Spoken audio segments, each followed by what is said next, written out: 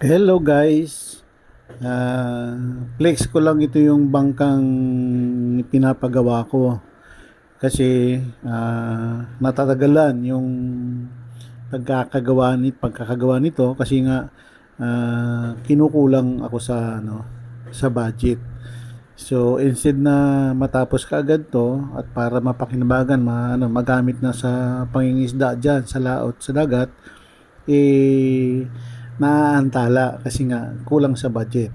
Pero ganun pa man ay sinisikap natin na magawa ng paraan para matapos na nga itong bangkang to para makapangisda na ng maayos.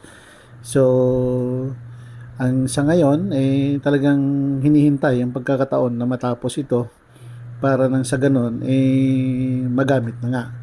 Pero dahil sa kakulangan sa budget, siyempre, hihintayin na lang ang tamang panahon para matapos siya at magamit na sa pangingisda. So, thank you for watching guys. Panoorin nyo at isubscribe nyo ako sa aking YT channel. Thank you very much.